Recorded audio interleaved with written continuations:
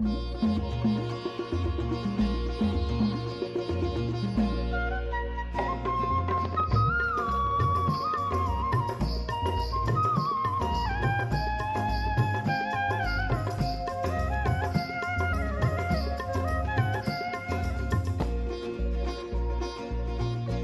से ऊंचा बनाने वाले बाबा, अपने से आगे बढ़ाने वाले बाबा, अपने से ऊंचा बनाने वाले बाबा, अपने से आगे बढ़ाने वाले बाबा।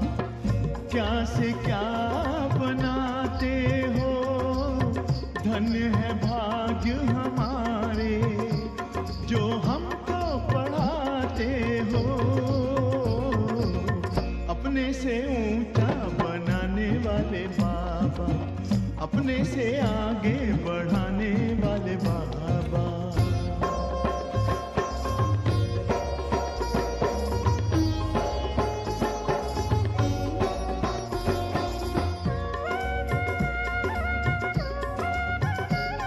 खुदाई खिदमतगार हैं हम, जो पाते तेरा प्यार है।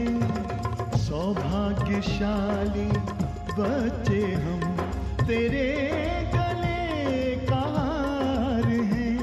कभी दिल में, कभी पलकों पर, कभी दिल में, कभी पलकों पर हमको बिठाते हो, जो हमको पढ़ाते हो।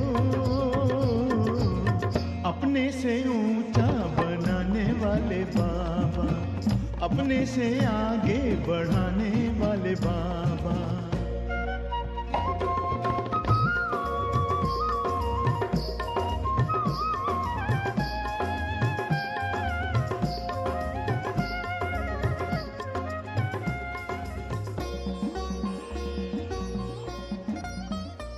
एहसान तुम्हारा बाबा, कोई कैसे चुका।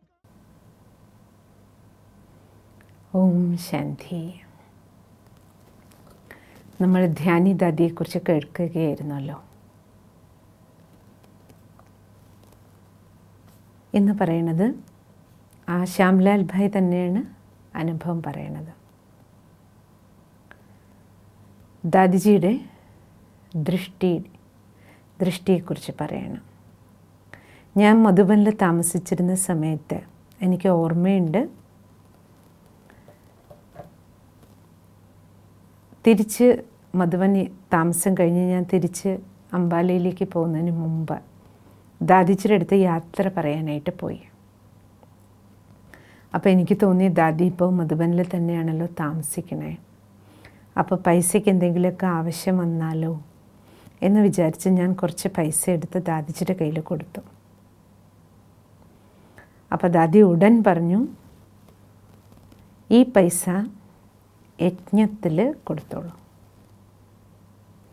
എനിക്കെന്തിനാ പൈസ? എനിക്കൊരു സാധനത്തിൻ്റെയും ആവശ്യമില്ല, അതുകൊണ്ട് പൈസയുടെയും ആവശ്യമില്ല. എനിക്കെന്ത് വേണോ ബാബയുടെ യജ്ഞത്തിൽ നിന്ന് കിട്ടുന്നുണ്ട്. അപ്പം ഞാൻ ദാദിയോട് പറഞ്ഞു, ദാദി, യജ്ഞത്തിൽ സേവനം ചെയ്യേണ്ടതെല്ലാം ഞാൻ ചെയ്തു. ഇത് ദാദിജിക്ക് എന്തെങ്കിലും ആവശ്യമുണ്ടെങ്കിലോ അതിനു വേണ്ടിയിട്ടാണ്. അപ്പോൾ ദാദി പറഞ്ഞില്ല. ഞാൻ പോകുന്ന സമയത്ത് എനിക്ക് പ്രത്യേകം 3-4 ടോളികളുടെ പാക്കറ്റ് ദാദി തന്നു. എന്നിട്ട് പ്രത്യേകിച്ച് പറഞ്ഞു, ഇത് ട്രെയിനിൽ ഇരിക്കുമ്പോൾ രാവിലെ കഴിക്കാനുള്ള ടോളിയാണ്, ഇത് ഉച്ചയ്ക്ക് ശേഷം ചായക്കുള്ള ടോളിയാണ്, ഇത് പിറ്റേ ദിവസത്തേക്കുള്ള ടോളിയാണ്. ഇപ്രകാരം പറഞ്ഞ് എനിക്ക് ദൃഷ്ടി നൽകി. യാത്രയാക്കുമ്പോൾ ഞാൻ ഗേറ്റ് കടക്കുന്നത് വരെ ദാദി ദൃഷ്ടി തന്നുകൊണ്ടേയിരുന്നു. ആ ദൃഷ്ടിയിലൂടെ ഇത്രയും ശക്തി എനിക്ക് അനുഭവപ്പെട്ടുകൊണ്ടിരുന്നു. ഇന്നും ദാദി നൽകിയ ആ ലാസ്റ്റ് ദൃഷ്ടി എനിക്ക് അനുഭവമാകാറുണ്ട്. അതിനുശേഷം ഞാൻ ട്രെയിനിലിരുന്ന് മടക്കയാത്ര ചെയ്യുമ്പോൾ ദാദി തന്ന ടോളിയുടെ പാക്കറ്റ് പൊട്ടിച്ച് കഴിച്ചുകൊണ്ടിരിക്കുമ്പോൾ എനിക്ക് തോന്നി ദാദി കൂടെ ഇരുന്നു കൊണ്ട് എനിക്ക് ടോളി വായിലിട്ട് തരികയാണ്. അത്രത്തോളം സ്നേഹം ആ ടോളിയോടൊപ്പം എനിക്ക് അനുഭവപ്പെട്ടു. ഇനി അമീർ ചന്ദ് ഭായ്. ഈ അടുത്ത കാലത്ത് ശരീരം വിട്ടല്ലോ പഞ്ചാബിലെ അമീർ ചന്ദ് ഭായ്. അമീർ ചന്ദ് ഭായ്ജി ധ്യാനി ദാദിയെക്കുറിച്ച് പറയണം. ഭായ്ജി പറയുന്നത്, ധ്യാനി ദാദി ഒരു വിശേഷപ്പെട്ട സന്ദേശി പുത്രിയായിരുന്നു. ദാദിജിയുടെ പ്രത്യേകതയായിരുന്നു കണ്ണ് തുറന്നിരുന്ന് ട്രാൻസിൽ പോകുമായിരുന്നു. പൊതുവേ ബാക്കി എല്ലാ ദാദിമാരും ട്രാൻസിൽ പോകുമ്പോൾ നമ്മൾ കണ്ടിട്ടില്ലേ, കണ്ണ് പെട്ടെന്ന് അടയും അവരുടെ. പക്ഷെ ദാദി കണ്ണ് തുറന്നിരുന്ന് ട്രാൻസിൽ പോയിരുന്നു. 1959 അമീർ ചന്ദ് ഭായ്ജി ജ്ഞാനത്തിലേക്ക് വന്ന ആ സമയത്ത് ധ്യാനി ദാദി അംബാലയിലായിരുന്നു. ഇത്രയും പവർഫുൾ യോഗിയായിരുന്നു ദാദി. എല്ലാവർക്കും ദാദിജിയുടെ യോഗത്തിൻ്റെ അനുഭവമുണ്ടായിരുന്നു. ദാദി യോഗം ചെയ്യുന്ന സമയത്ത് ആ അന്തരീക്ഷത്തിൽ മുഴുവൻ ഇത്രയും ശക്തിശാലിയായ അനുഭൂതി ഉണ്ടായിരുന്നു. ആ സമയത്ത് ക്ലാസ്സിലിരിക്കുന്നവരെല്ലാവരും ട്രാൻസിലേക്ക് പോകുമായിരുന്നു. മനോഹർ ദാദി കർണാളിലാണ് ആ സമയത്ത് സേവനം ചെയ്തിരുന്നത്. അപ്പോൾ മനോഹർ ദാദി ഇടയ്ക്കിടയ്ക്ക് ധ്യാനി ദാദിയെ കർണാളിലേക്ക് വിളിച്ചു വരുത്തുമായിരുന്നു. ക്ലാസ്സിലെ സഹോദരി സഹോദരന്മാർക്ക് യോഗത്തിൻ്റെ നല്ല അനുഭവം ചെയ്യിപ്പിക്കുന്നതിന് വേണ്ടി. അങ്ങനെ ദാദി കർണാളിലേക്ക് വന്നിരുന്നു. ദാദിജിയുടെ പാലനയുടെ സംസ്കാരം വളരെ വിശേഷപ്പെട്ടതായിരുന്നു. ഡയറക്റ്റ് ആദ്യം ആർക്കും ജ്ഞാനയോഗത്തിൻ്റെ പാലന കൊടുക്കുമായിരുന്നില്ല. ആദ്യം സ്ഥൂലമായ പാലന, ആർക്കെന്താണോ ആവശ്യം അതറിഞ്ഞു കണ്ട് സ്ഥൂല പാലന നൽകിയിരുന്നു. ആത്മാക്കൾ നിശ്ചയബുദ്ധിയായി മാറുമ്പോഴേ ജ്ഞാനയോഗം അവരിൽ ഉറപ്പിച്ചിരുന്നുള്ളൂ. അതിനാൽ അംബാലയിലെ പരിവാരങ്ങൾ കുടുംബസഹിതം എല്ലാവരും ജ്ഞാനമാർഗത്തിലേക്ക് വന്നു. ദാദിജിയുടെ ദൃഷ്ടി കുടുംബങ്ങളിൽ നിന്ന് വന്നിരുന്ന കുട്ടികളിലും പ്രത്യേകിച്ചുണ്ടായിരുന്നു. ദാദി വളരെയധികം സ്വീറ്റായിരുന്നു, അത്ര തന്നെ സ്ട്രിക്റ്റുമായിരുന്നു. പ്രകാശ്മണി ദാദിജി ഒരിക്കൽ പറഞ്ഞു, യജ്ഞത്തിൻ്റെ ആരംഭത്തിൽ ബാബ യജ്ഞത്തിൽ വരുന്ന എല്ലാവരോടും വീട്ടിൽ നിന്ന് അനുവാദത്തിൻ്റെ കത്തും വാങ്ങിയിട്ടേ വരാൻ പാടുള്ളൂ, അനുമതി പത്രം വീട്ടിൽ നിന്ന് രക്ഷകർത്താക്കളുടെ പെർമിഷൻ ലെറ്ററോട് കൂടിയിട്ടേ ക്ലാസ് കേൾക്കാൻ വരാൻ പാടുള്ളൂ എന്ന് പറഞ്ഞിരുന്നു. എന്നിട്ട് ഗേറ്റിൽ ഡ്യൂട്ടിക്കായിട്ട് എല്ലാവരും വരുമ്പോൾ എല്ലാവരുടെയും കയ്യിൽ പെർമിഷൻ ലെറ്റർ ഉണ്ടോ എന്ന് ചെക്ക് ചെയ്യാനുള്ള ഡ്യൂട്ടി ഗേറ്റ് കീപ്പർ സേവനത്തിന് നിയുക്തയാക്കിയിരുന്നത് ധ്യാനി ദാദിയാണ്. ദാദി വളരെ സ്നേഹത്തോടെ എല്ലാവരോടും സംസാരിച്ചിരുന്നു. പക്ഷേ ബാബയുടെ നിർദ്ദേശങ്ങൾ പാലിക്കുന്നതിൽ വളരെ സ്ട്രിക്റ്റുമായിരുന്നു. അതുകൊണ്ട് അനുവാദത്തിൻ്റെ ലെറ്റർ കൊണ്ടുവരാതെ ഒരാളെ പോലും ദാദി ഉള്ളിലേക്ക് കടക്കാൻ അനുവദിച്ചിരുന്നില്ല. നിയമങ്ങളും മര്യാദകളും പാലിക്കുന്നതിൽ ദാദി വളരെ പക്കയായിരുന്നു. അതുകൊണ്ട് ഇന്നും ദാദിയുടെ സെൻറ്ററിൽ അംബാലയിൽ എത്ര പഴയ കുടുംബങ്ങളുണ്ടോ അവരെല്ലാം സമ്പൂർണ്ണമായി ഉറച്ചവരായിരുന്നു. പൂർണ്ണമായും ഈശ്വരീയ മര്യാദകളിലൂടെ പോകുന്നവരാണ്. മാതാക്കളെയും ദാദി പഠിപ്പിച്ചിരുന്നു, നിങ്ങൾ ആഴ്ചയിൽ ഒരു ദിവസമെങ്കിലും കുട്ടികളെ ബാബയുടെ വീട്ടിലേക്ക് നിങ്ങളോടൊപ്പം കൊണ്ടുവരണം. ആഴ്ചയിൽ ഒരിക്കലെങ്കിലും അവർ ബാബയുടെ വീട്ടിൽ വന്നു പോകട്ടെ. കാരണം അവർക്ക് ഈശ്വരീയ ജ്ഞാനത്തിനോട് ടേസ്റ്റ് ഉണ്ടെങ്കിൽ അപ്പോൾ അറിയാൻ കഴിയും. അതുകൊണ്ട് ബാബ വീട്ടിൽ ആഴ്ചയിൽ ഒരു ദിവസമെങ്കിലും കൊണ്ടുവരൂ. അതിനുശേഷം അമ്മമാർക്ക് ദാദി ഇപ്രകാരം ട്രെയിനിങ് കൊടുത്തിരുന്നു, എങ്ങനെ കുട്ടികളുടെ ആത്മീയ പാലന ചെയ്യണം. എന്താ പറഞ്ഞിരുന്നതെന്നറിയോ ദാദി? ദാദി പറഞ്ഞിരുന്നു, നോക്കൂ,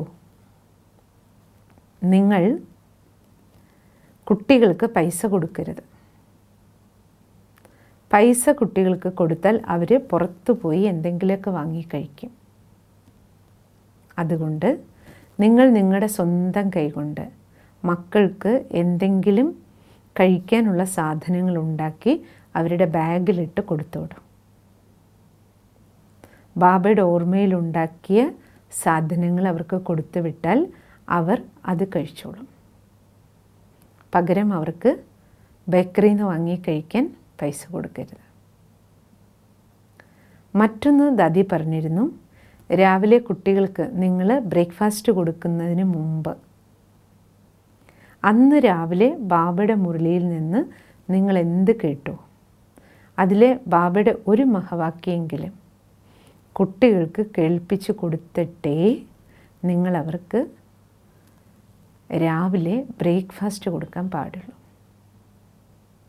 ഇപ്രകാരം വീട്ടിലുള്ള കൊച്ചു കുട്ടികളുടെ പാലന, എങ്ങനെ അവർക്ക് ആത്മീയ പാലന കൊടുക്കണം, എങ്ങനെ അവരെ ഭഗവാനിലേക്ക് അടുപ്പിക്കണം, ബാബയുടെ ഓർമ്മയിൽ ഭക്ഷണം ഉണ്ടാക്കി കൊടുക്കുക, ബാബയുടെ മധുര മഹാവാക്യങ്ങൾ ഒന്നെങ്കിലും കേൾപ്പിച്ചിട്ട് ഭക്ഷണം കൊടുക്കുക, ഇപ്രകാരം കുട്ടികളെ വളർത്തണമെന്ന് ദാദി ഡയറക്ഷൻസ് കൊടുത്തിരുന്നു അമ്മമാർക്ക്. ഇനി അടുത്ത പോയിൻ്റ് അമീർചന്ദ് ഭായ് പറയണേ, ദാദിയുടെ അവസ്ഥ വളരെ ഉപരാമസ്ഥിതിയായിരുന്നു. എല്ലാത്തിൽ നിന്നും ഉപരി വളരെ നിർമോഹിയും എന്നാൽ സർവർക്കും പ്രിയപ്പെട്ട ആ ന്യാര പ്യാര സ്ഥിതിയായിരുന്നു ദാദിയുടേത്. അപ്പോൾ ആ ന്യാര പ്യാര സ്ഥിതിയുടെ ഒരു ഉദാഹരണം പറയണം ഭായിജി.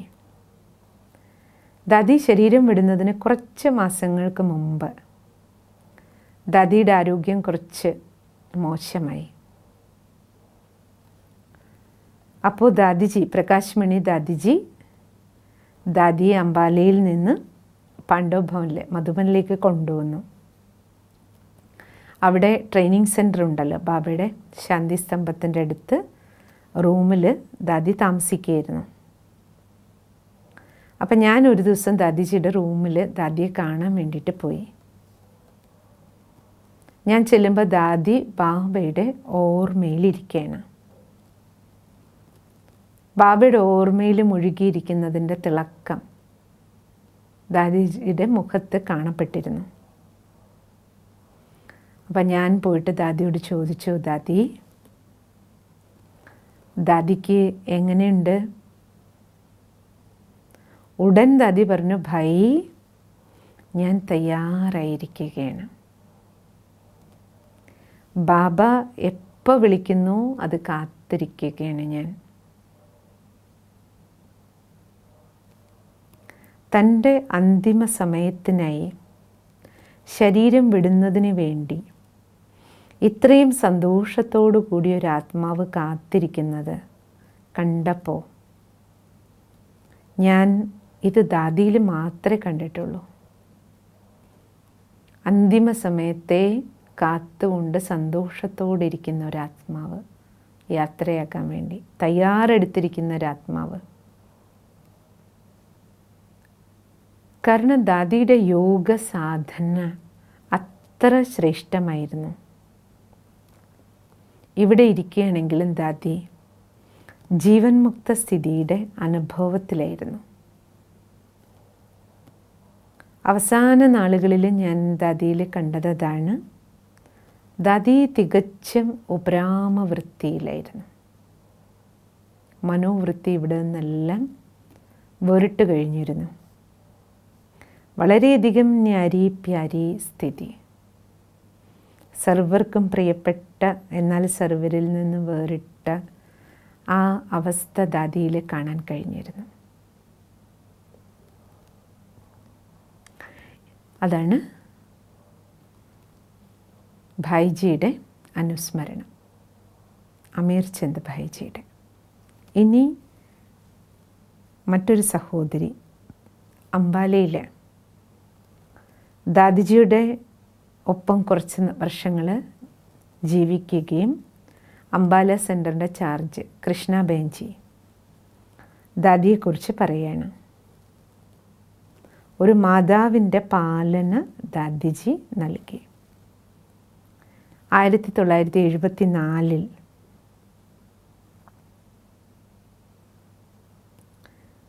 ഞാൻ മധുബനിൽ നിന്ന് അംബാലയിലേക്ക് ഒരു ട്രീറ്റ്മെൻറ്റിന് വേണ്ടിയിട്ട് പോയതാണ്. ആ സമയത്ത് ദാദിജി ധ്യാനി ദാദിയായിരുന്നു സെൻറ്ററിൽ. 78-79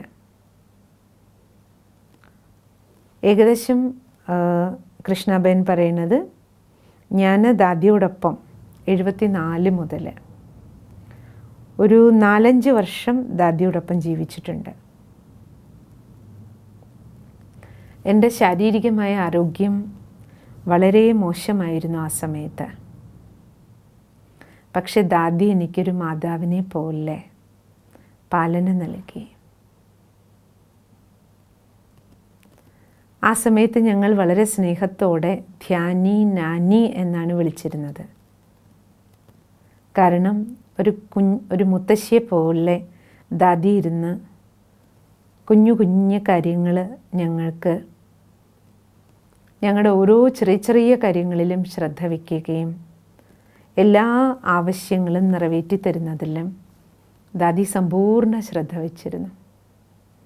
അതുകൊണ്ട് ഞങ്ങളെല്ലാം പേരക്കുട്ടികളും ദാദി ഞങ്ങളുടെ മുത്തശ്ശിയുമാണെന്ന് ആ രീതിയിൽ ഞങ്ങൾ മുത്തശ്ശി എന്നാണ് ദാദിജിയെ വിളിച്ചിരുന്നത്. ദാദിയിൽ അത്രയധികം വിനയമുണ്ടായിരുന്നു. അതായത് വിനയം ദാദിയുടെ ഉള്ളിൽ ഇടിച്ചിടിച്ചുറപ്പിച്ചതുപോലെയായിരുന്നു. വിനയത്തിൻ്റെ മൂർത്തിയായിരുന്നു. എനിക്ക് അത്ഭുതം തോന്നിയിട്ടുണ്ട്. ഏതെങ്കിലും ഈശ്വരീയ വിദ്യാർത്ഥികൾ ബാബ വീട്ടിൽ നിന്ന് എന്തെങ്കിലും കാരണവശാൽ പിണങ്ങിപ്പോയാൽ അവരുടെ വീട്ടിൽ പോയി ദാദി അവരുടെ പിണക്കം തീർക്കുമായിരുന്നു.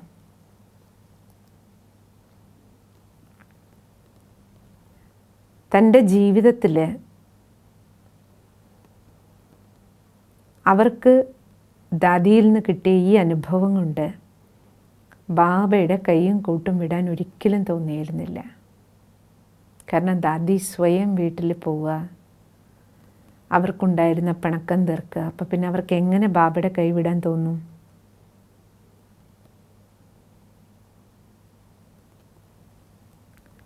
എങ്ങനെയെങ്കിലും ബാബയുടെ കൈയും കൂട്ടും മുറുകെ പിടിച്ച് മുന്നോട്ട് പോകാനുള്ള പ്രേരണ ദാദി എല്ലാവർക്കും നൽകിയിരുന്നു.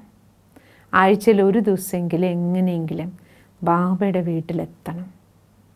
ഈ കാര്യത്തിൽ ദാദി പ്രത്യേകം ശ്രദ്ധ എല്ലാവർക്കും നൽകിയിരുന്നു. ആഴ്ചയിൽ ഒന്നെങ്കിലും ബാബ വീട്ടിൽ എത്താതെ ബാബയുടെ കൈ മുറുകെ പിടിച്ച് മുന്നോട്ട് പോകണം.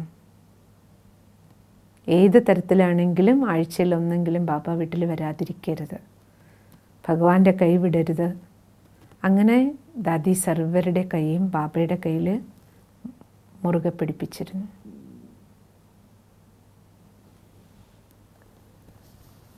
ദാദി ഓരോ ദിവസത്തിൻ്റെയും മഹത്വവും മനസ്സിലാക്കി തന്നിരുന്നു. ഗുരുവാറിൻ്റെ മഹത്വം, സൺഡേയുടെ മഹത്വം. സൺഡേ ദാദി എപ്പോഴും പറയുമായിരുന്നു, സൂര്യന് സമാനം സൺഡേ, സൂര്യന് സമാനം ജ്ഞാനസൂര്യൻ്റെ തിളക്കം അനുഭവിക്കാനുള്ള ദിനമാണ്. ഓരോ ദിവസവും ദാദി പറയും, ഒരു ദിവസം സോമരസം കുടിക്കാൻ, സോമരസം കുടിക്കാനുള്ള ദിവസമാണ്. ബാബയുടെ പേരും സോമനാഥൻ എന്നാണല്ലോ. അപ്പോൾ മംഗൾവാർ എന്ന് പറയുമ്പോൾ ദാദി ഇങ്ങനെ ഓരോ ദിവസത്തിന് സൺഡേ, മൺഡേ, ട്യൂസ്ഡേ ഓരോ ദിവസത്തിനും പറയുമായിരുന്നു, ഇന്ന് മംഗളകാരി ദിനമായിട്ട് ഉപയോഗിക്കണം. ബുദ്ധിയെ ബാബയ്ക്ക് സമർപ്പിച്ച് ബുദ്ധിവാൻ്റെയും ബുദ്ധിവാനാകാനുള്ള ദിനമാണ് ബുധവാർ. പിന്നെ വ്യാഴാഴ്ച പറയും ഗുരുവാറാണ്, സദ്ഗുരുവിൻ്റെ ദിനമാണ്. സദ്ഗുരുവിൽ നിന്ന് ആശീർവാദം വാങ്ങാനുള്ള ദിനമാണ്. സദ്ഗുരുവിനോടൊപ്പം സത്യമായ മനസ്സോടെ ഇരിക്കാനുള്ള ദിവസമാണ്. സദ്ഗുരുവിന് ഭോഗ് സമർപ്പിക്കാനുള്ള ദിനമാണ്. അങ്ങനെ ഓരോ ദിവസത്തെക്കുറിച്ചും ദാദി പ്രേരണ നൽകുമായിരുന്നു. വെള്ളിയാഴ്ച ദിവസം ശുക്രവാർ എന്നാണല്ലോ പറയുക ഹിന്ദിയിൽ. അപ്പോൾ ദാദി പറയും നിങ്ങൾ ബാബയോട് ശുക്രിയ പറയും. ബുധവാർ ദിവസം ബുദ്ധിമാനായ ബാബയുടെ അടുത്ത് ഇരുന്നു കൊണ്ട് ബുദ്ധി പ്രദാനം ചെയ്യുന്നതിന് മമ്മയെ സ്മരിക്കൂ പറയുമായിരുന്നു. ചൊവ്വാഴ്ച പറയാറുണ്ടല്ലോ മംഗൾവാർ എന്നാ പറയാം, മംഗളകാരി ദിനം, പ്രഭുവിൻ്റെ ഗുണഗാനം പാടൂ എന്ന് പറയുമായിരുന്നു. ബാബയുമായി മംഗളമിലനം ആഘോഷിക്കൂ. തിങ്കളാഴ്ച സോമവാർ എന്ന് പറയുമായിരുന്നു ദാദി. സോമരസം കുടിക്കൂ, സോമരസം കുടിപ്പിക്കൂ. അങ്ങനെ ഓരോ ദിവസവും ഓരോ ദിവസത്തിൻ്റെയും പ്രത്യേകതകൾ പറഞ്ഞ് ഓരോ ദിവസവും ബാബയെ എങ്ങനെ ഓർമ്മിക്കണം. രാത്രിയിൽ ബാബയോട് നന്ദി പറഞ്ഞുകൊണ്ട് എങ്ങനെ ബാബയുടെ മടിയിൽ ഉറങ്ങണം. പിന്നെ ശനിയാഴ്ച ദിവസത്തിൽ പറയും ശിവബാബയെ മുന്നിൽ വയ്ക്കൂ, യോഗം ചെയ്യൂ, ശനിദശ എല്ലാം മാറും, നിങ്ങളുടെ രാഹുവും കേതുവും എല്ലാം നഷ്ടപ്പെടും, യോഗാഭ്യാസം ചെയ്യൂ, പാപങ്ങളെല്ലാം ഭസ്മമാക്കും. ഇപ്രകാരം ഓരോ ആഴ്ചയിൽ ഓരോ ദിവസത്തിനും ദാദി ഓരോ പ്രത്യേകതകൾ പറഞ്ഞു തന്ന് 7 ദിവസവും ബാബയുമായിട്ടുള്ള 7 സംബന്ധം. ഞായറാഴ്ച ജ്ഞാനസൂര്യൻ്റെ ദിനം, ജ്ഞാനസൂര്യനായിട്ട് കാണും, അജ്ഞാന അന്ധകാരം നീക്കൂ. തിങ്കളാഴ്ച സോമരസം കുടിക്കൂ, സോമരസം കുടിപ്പിക്കൂ. ചൊവ്വാഴ്ച അല്ലേ മംഗൾവാർ എന്നാണ് ഹിന്ദിയിൽ പറയാൻ, മംഗളകാരിയായ പ്രഭുവുമായി മംഗളമിലനം ചെയ്യൂ. ബുധനാഴ്ച ബുദ്ധിവാൻ്റെയും ബുദ്ധിവാനായ ബാബയെ സ്മരിച്ച് ബുദ്ധിയുടെ പൂട്ട് തുറക്കാനായി മമ്മയെ സ്നേഹത്തോടെ സ്മരിക്കാൻ പറയുമായിരുന്നു ബാബയോടൊപ്പം. വ്യാഴാഴ്ച സദ്ഗുരുവിന് ഭോഗ് സമർപ്പിച്ച് സദ്ഗുരുവിൽ നിന്ന് ആശീർവാദം വാങ്ങും. വെള്ളിയാഴ്ച ശുക്രവാർ ബാബയോട് ശുക്രിയ പറഞ്ഞ് മുഴുവൻ ദിവസവും രാത്രി ഉറങ്ങും വരെ ബാബയോട് നന്ദി പറയാനായിട്ട് ഉപയോഗിക്കും. ശനിയാഴ്ച എല്ലാ ശനിദശയും മാറാൻ ശിവബാബയെ ഓർമ്മിച്ച്, ശനീശ്വരൻ എന്നല്ലേ പറയുക ബാബയുടെ ക്ഷേത്രത്തിന്, ശനീശ്വരൻ കോവിൽ എന്ന് പറയുമല്ലോ അല്ലേ. ശിവബാബയെ ഓർമ്മിച്ച് എല്ലാ രാഹുവും കേതുവും ഇല്ലാണ്ടാക്കും. ഇപ്രകാരം 7 ദിവസത്തേക്ക് ദാദി 7 സങ്കല്പങ്ങൾ ബാബയുടെ 7 മഹിമകൾ സ്മരിച്ചുകൊണ്ട് ഓർമ്മിക്കാൻ വേണ്ടി പറയുമായിരുന്നു. അത്രത്തോളം ദാദി ജ്ഞാനയുക്തമായി യോഗയുക്തമായി ബുദ്ധിയുടെ യോഗം ശിവബാബയിൽ തൂക്കിയിടാൻ മക്കളെ പ്രാപ്തരാക്കി. അപ്പം ഇന്ന് ക്ലാസ്സിൽ നമ്മൾ കേട്ടത് എന്തൊക്കെയാണ്? ദാദിയിൽ നമുക്ക് എന്തെല്ലാം പ്രേരണ കിട്ടി? എന്തൊക്കെ പ്രേരണ കിട്ടി? ദാദി അല്ലേ, ദാദിയെ പോലെ നമുക്ക് വിനയത്തിൻ്റെ മൂർത്തിയായി മാറണം. പിന്നെയോ ശാരീരിക ബുദ്ധിമുട്ടിലൂടെ കടന്നു പോകുമ്പോഴും തൻ്റെ അന്തിമ സമയം കടന്നു വരുമ്പോൾ ദാദി സന്തോഷത്തോടെ മടക്കിയ യാത്രയ്ക്ക് തയ്യാറായി കാത്തിരുന്നത്. തൻ്റെ ശരീരത്തിൻ്റെ ബുദ്ധിമുട്ടുകളെ പ്രതി യാതൊന്നും ആരുടെ അടുത്തും കാണിച്ചിട്ടില്ല അല്ലേ. ദാദിയുടെ ബുദ്ധി എപ്പോഴും ഉപ്രാമസ്ഥിതിയായിരുന്നു. സർവരുടെയും സ്നേഹി, സർവരിൽ നിന്ന് നിർമോഹി. നമ്മൾ എവിടെയാണെങ്കിലും നമുക്കെല്ലാവരുടെയും ഇതുവരെ എല്ലാവരുടെയും കൂടെ ഇരിക്കുന്നു, സർവർക്കും പ്രിയപ്പെട്ടവരായിരിക്കണം. പക്ഷെ ബുദ്ധി കൊണ്ട് എല്ലാവരിൽ നിന്നും വേറിട്ട് ബുദ്ധിയുടെ യോഗം ഒരു ശിവബാബയിലായിരിക്കണം. പിന്നെ ദാദിയുടെ യോഗത്തിൻ്റെ പ്രഭാവം പറഞ്ഞിരുന്നില്ലേ, ദാദി എവിടെ ഇരുന്ന് യോഗം ചെയ്യുന്നു കൂടെ ഉണ്ടായിരുന്ന ആ സ്ഥലത്ത് ആരൊക്കെ ഇരിക്കുന്നു അവരുടെ എല്ലാം ബുദ്ധിയോഗം ബാബയുടെ അടുത്തേക്ക് പോകും. അപ്പം നമ്മൾ മെഡിറ്റേഷൻ ചെയ്യുമ്പോഴും ആ ലക്ഷ്യം വെക്കണം, അത്രയും പവർഫുൾ യോഗം എനിക്ക് ചെയ്യണം. അടുത്ത് ആരൊക്കെ ഇരിക്കുന്നു എല്ലാവരുടെയും ബുദ്ധിയോഗം പ്രഭുവിലേക്ക് പോകണം. അത്ര പവർഫുൾ വായുമണ്ഡലം നമ്മളിരിക്കുന്നിടത്ത് സൃഷ്ടിക്കപ്പെടണം. ആ ലക്ഷ്യത്തോടു കൂടിയായിരിക്കണം നമ്മുടെ യോഗം. പിന്നെ ദാദിയുടെ അല്ലേ? പാലനയുടെ മഹത്വത്തെക്കുറിച്ച് നമ്മൾ കേട്ടു. ദാദി എങ്ങനെ സർവാത്മാക്കളെയും മാതാവിനെ പോലെ പാലന ചെയ്തിരുന്നു.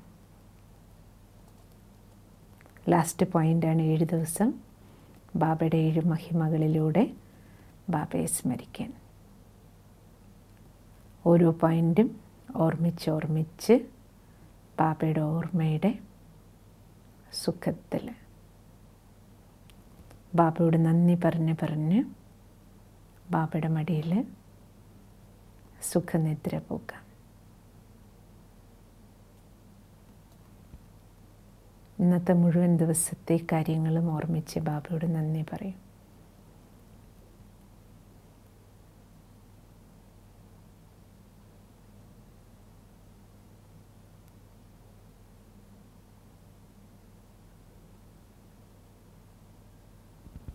നാളെ പ്രഭാതത്തിലേക്കുള്ള അമൃതവേളയിൽ ബാബയുമായി മംഗളമിലനത്തിനായുള്ള ശ്രേഷ്ഠ സങ്കല്പങ്ങളും വയ്ക്കൂ.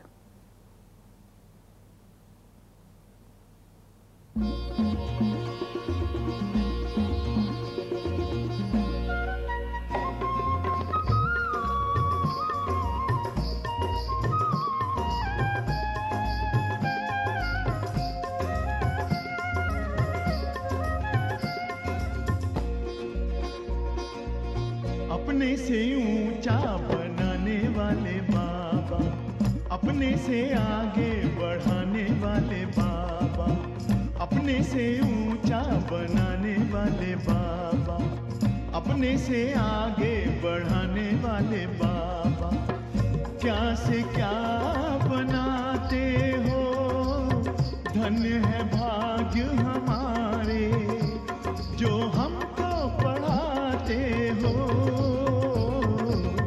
अपने से ऊंचा बनाने वाले बाबा, अपने से आगे बढ़ाने वाले बाबा।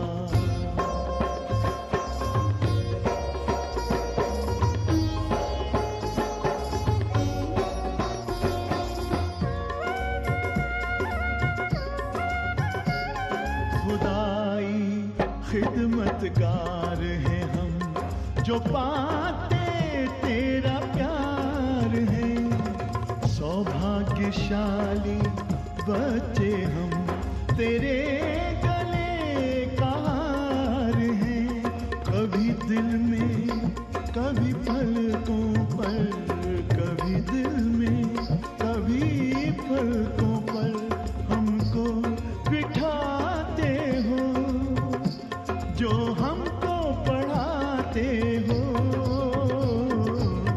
अपने से ऊंचा बनाने वाले बाबा, अपने से आगे बढ़ाने वाले बाबा।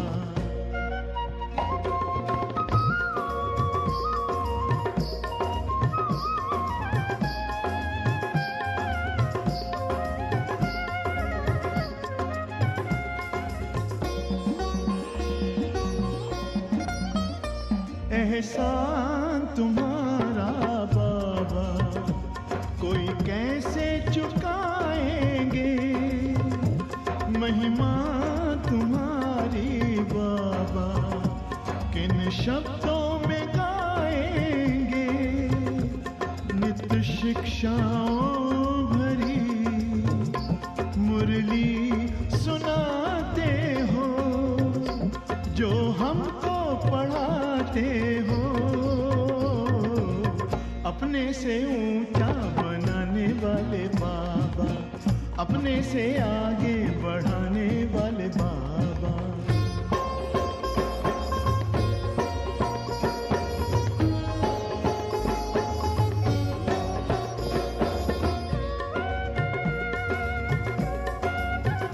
जैसे दिल में तुम्हारे बाबा बच्चों के सिवा और कोई नहीं, वैसे दिल में हमारे बाबा तेरे सिवा और कोई नहीं, ज्ञान के हीरे मोती से हमको सजाते हो, जो हमको पढ़ाते हो,